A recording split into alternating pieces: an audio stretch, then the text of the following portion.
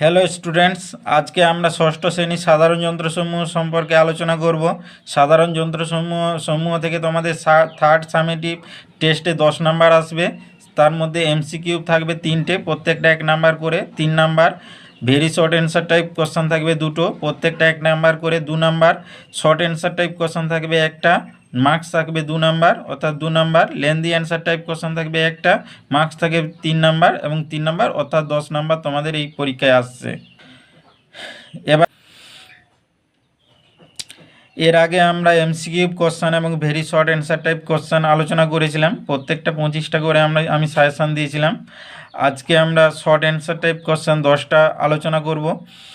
এগুলোই হচ্ছে তোমাদের এই থার্ড সামেটিভ পরীক্ষার জন্য সাজেশান। এবং তোমরা যদি এই কোশ্চেনগুলো ভালো করে করো এবং এর সঙ্গে যদি তোমরা একটু টেক্সট বুকটা ভালো করে পড়ো, তাহলে তোমরা সব কোশ্চেন পেরে যাবে। এবার হচ্ছে দেখো, আমি এই কোশ্চেনের অ্যান্সারগুলো কিভাবে লিখেছি সেটা হচ্ছে মোস্ট ইম্পর্ট্যান্ট তোমাদের কাছে। তোমরা একটু দেখবে, আমি পয়েন্ট দিয়ে দিয়ে কিভাবে অ্যান্সার লিখতে হয় সেটা তোমাদেরকে আমি দেখিয়েছি।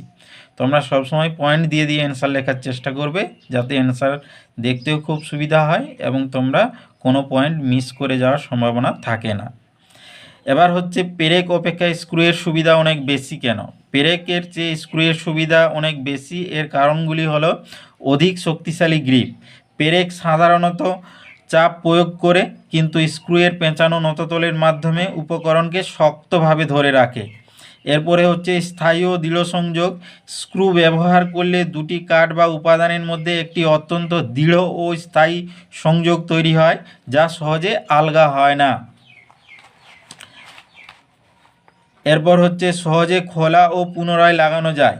পেরেক একবার লাগানোর পরে সাধারণত সেটা আর খোলা যায় না এবং এটি খুললে কাঠ ক্ষতিগ্রস্ত হয়, কিন্তু স্ক্রু সহজে খোলা যায়। তাহলে এটা একটা হচ্ছে সুবিধা। উপকরণ রক্ষা। পেরেক লাগানোর সময় কাঠ ফেটে যাওয়ার সম্ভাবনা থাকে, স্ক্রু লাগানোর আগে ছিদ্র করে নিলে এরকম কোনো ক্ষতি হয় না। তা এগুলো হচ্ছে পেরেক অপেক্ষা স্ক্রুয়ের সুবিধা।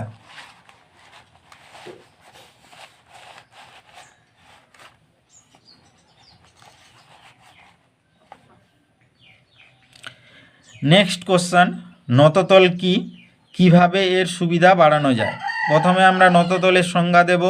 নততল একটা সমতল পাটাতন বা ওই ধরনের কোনো সমতল যাকে মাটির সঙ্গে সূক্ষ্মকোণে রাখা হয়। অর্থাৎ নততলকে কি করা হয়, ভূমির সঙ্গে সবসময় সূক্ষ্মকোণে হেলিয়ে রাখা হয়। এর সুবিধা কি? এর সুবিধা হচ্ছে কম, এটাও পয়েন্ট দিয়ে দিয়ে দেখো লিখেছি, 3টে পয়েন্ট দিয়েছি। প্রথম পয়েন্টটা হচ্ছে কম বলের প্রয়োগ। কম বলের প্রয়োগ কীরকম? ভারী বস্তুকে কম বল প্রয়োগ করে আমরা বেশি উচ্চতায় তুলতে পারি, যেমন লরিতে আমরা মাল তুলি। তারপর হচ্ছে কাজের সুবিধা। কার্য সম্পাদনের জন্য প্রয়োজনীয় বলের পরিমাণ কম লাগে, ফলে কাজটি অনেক সহজ হয়ে যায়। তারপর হচ্ছে বাস্তব ব্যবহার। বাস্তবে আমরা অনেক ক্ষেত্রেই নততল ব্যবহার করি, যেমন মই, সিঁড়ি, ব্রিজ, ড্রামকে গড়িয়ে উপরে তুলতে যে তক্তা লাগানো হয়, এগুলো সবই হচ্ছে নততলের উদাহরণ। নেক্সট কোশ্চেন, কপিকল কি, এর একটি ব্যবহার লেখো। প্রথমে হচ্ছে কপিকলের সংজ্ঞা দিই। কপিকল হলো একটি খাঁজযুক্ত চাকা যা একটি অক্ষকে কেন্দ্র করে ঘুরতে পারে। এর উপর দিয়ে একটি দড়ি সহজেই চলতে পারে। আমরা দেখেছি কুয়োতে জল তোলার কপিকল, যা একটা খাঁজযুক্ত চাকা, যে খাঁজের মধ্যে দিয়ে দড়িটা আমরা লাগাই এবং ওই দড়িটা কি হয় না, সহজে চলাচল করতে পারে। এর ব্যবহার কি? এর একটি ব্যবহার বলেছে। একটি ব্যবহারও তোমরা বলতে পারো যে পাত কুয়া থেকে জল তুলবার জন্য ব্যবহার করা হয়, কিংবা আমরা দেখে থাকি স্কুল বা কলেজে পতাকা উত্তোলনের জন্য ব্যবহার করা হয় এই কপিকল। ঠিক আছে। এরপর হচ্ছে দ্বিতীয় শ্রেণীর লিভার কাকে বলে? দ্বিতীয় শ্রেণীর লিভারের আমরা সংজ্ঞা দেব। এর সংজ্ঞা হচ্ছে যে লিভারের এক প্রান্তে থাকে আলম্ব, অপর প্রান্তে থাকে বল এবং তার মাঝামাঝি কোনো এক স্থানে থাকে ভার, তাকে আমরা বলবো দ্বিতীয় শ্রেণীর লিভার। এর একটা আমরা উদাহরণও দিয়ে থাকবো। এর একটি উদাহরণ হচ্ছে এক চাকার হাতগাড়ি।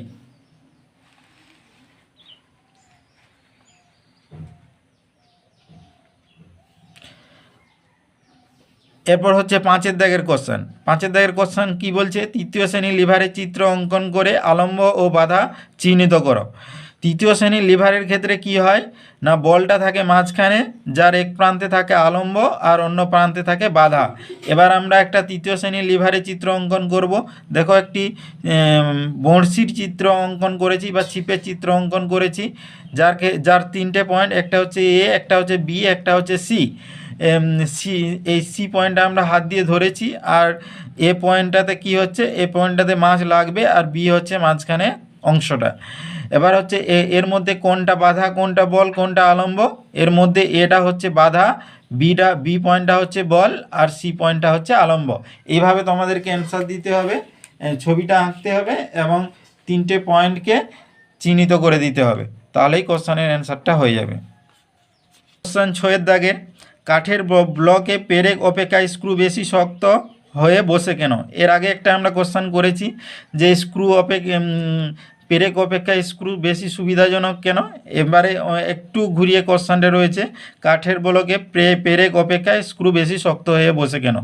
আগের যে অ্যান্সারটা দিয়েছিলাম তার মধ্যে থেকে প্রথম দুটো পয়েন্ট যদি আমরা লিখে দিই তাহলেই এর অ্যান্সারটা হয়ে যাবে।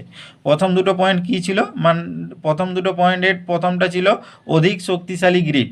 পেরেক সাধারণত খাড়াভাবে চাপ প্রয়োগ করে, কিন্তু স্ক্রুয়ের পেঁচানো নতদলের মাধ্যমে উপকরণকে শক্তভাবে ধরে রাখে। দ্বিতীয় পয়েন্ট ছিল স্থায়ী ও দৃঢ় সংযোগ।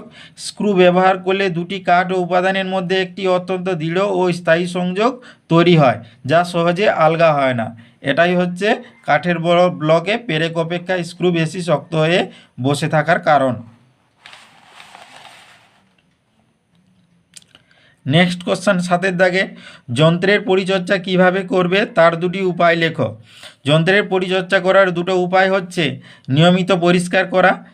প্রথম পয়েন্ট হচ্ছে নিয়মিত পরিষ্কার করা। যন্ত্র পরিষ্কার এবং ধুলোবালি ও আর্দ্রতামুক্ত পরিবেশে আমাদেরকে রাখতে হবে, যাতে যন্ত্র জং না ধরে যায়।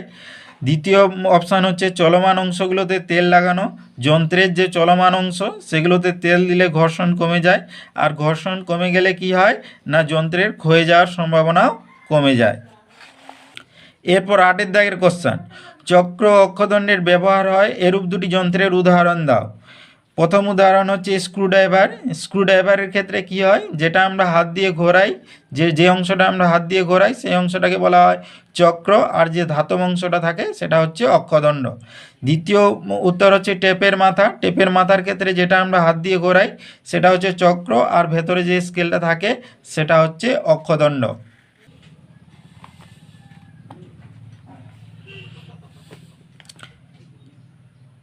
এরপর 9-এর দাগের কোশ্চেন, কপিকল যাকে কেন্দ্র করে অবাধে ঘুরতে পারে তার নাম কি? কপিকল যাকে কেন্দ্র করে অবাধে ঘুরতে পারে তার নাম হচ্ছে অক্ষ। দ্বিতীয় কোশ্চেন রয়েছে, কপিকল কোন ধরনের যন্ত্র? কপিকল একটি সরল যন্ত্র।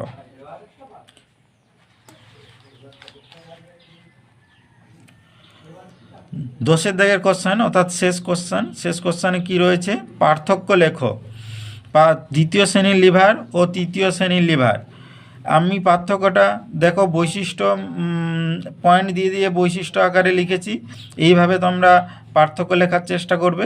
প্রথম বৈশিষ্ট্য রয়েছে অবস্থান। অবস্থান বলতে লিভারের যে 3টে অংশ, ওই 3টে অংশ কোন স্থানে অবস্থান করে। দ্বিতীয় শ্রেণীর লিভারের ক্ষেত্রে কি আলম্ব ও বলের মাঝখানে বাধা থাকে। তৃতীয় শ্রেণীর লিভারের ক্ষেত্রে আলম্ব ও বাধার মাঝখানে বল থাকে। দ্বিতীয় বৈশিষ্ট্য হচ্ছে যান্ত্রিক সুবিধা। যান্ত্রিক সুবিধা দ্বিতীয় শ্রেণীর লিভারের ক্ষেত্রে একের চেয়ে বেশি হয় সবসময়, আর তৃতীয় শ্রেণীর লিভারের ক্ষেত্রে সবসময় একের চেয়ে কম হয়। এই জন্য আমরা বলে থাকি যে তৃতীয় শ্রেণীর লিভারের কোনো যান্ত্রিক সুবিধা নেই। তারপরে হচ্ছে উদাহরণ একটা আমরা দিতে পারি। উদাহরণের ক্ষেত্রে দ্বিতীয় শ্রেণীর লিভারের উদাহরণ হচ্ছে ঠেলাগাড়ি জাঁতি, আর তৃতীয় শ্রেণীর লিভারের ক্ষেত্রে উদাহরণ হচ্ছে মানুষের হাত, মাছ ধরার ছিপ। Thank you. All the best.